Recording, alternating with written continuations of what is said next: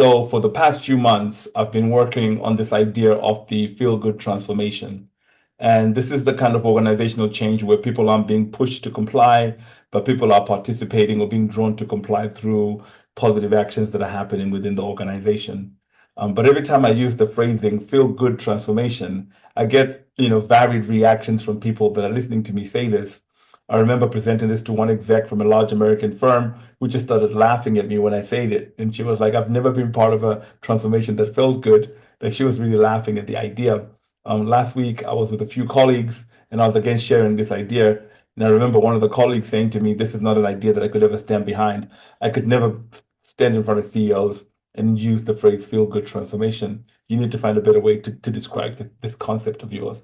And so I'm wondering what folks who are watching this video think. What are your ideas? What do you think? Do you think I should keep calling it feel good transformation? Is there a better way to actually present this? But as you're forming your opinions, let me just try and explain to you what I mean when I actually describe something as a feel good transformation.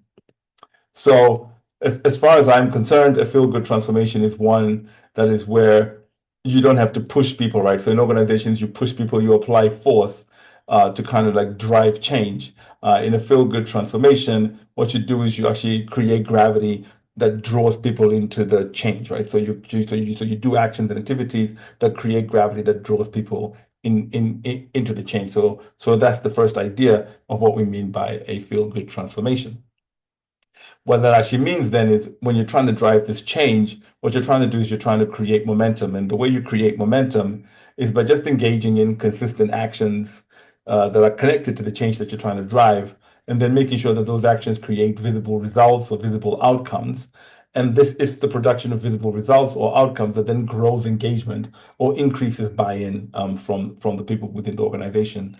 And as buy-in and engagement grows, you're then able to do more actions, which then creates more results, which then increases more buy-in. So this is the momentum that you create with a feel-good transformation, which actually means that you don't have to make it big company-wide.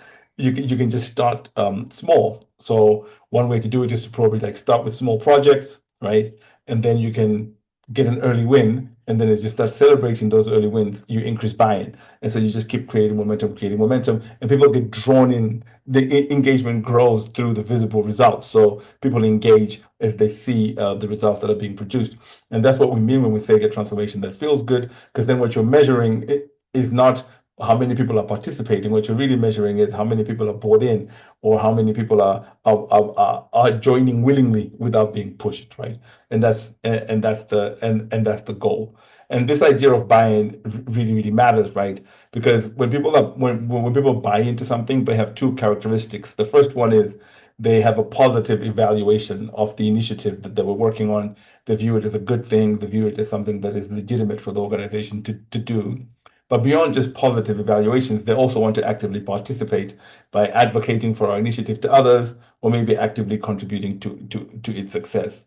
And if you have only one of these two, then you don't have buy-in, right? You need both.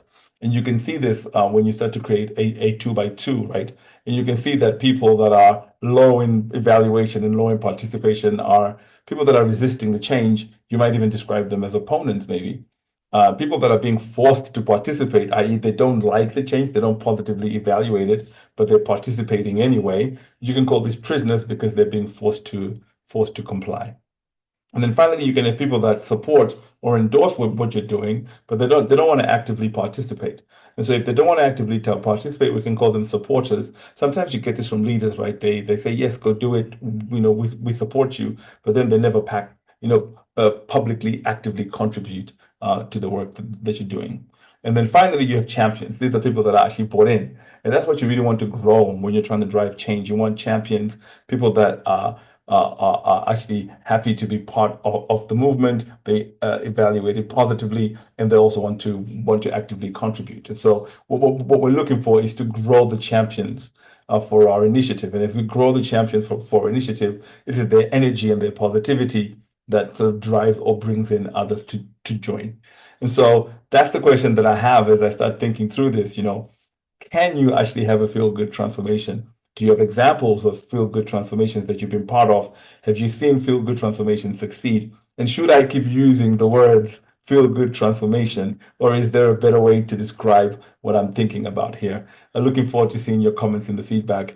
Thank you very much. Thank you very much for participating and contributing to my thinking here.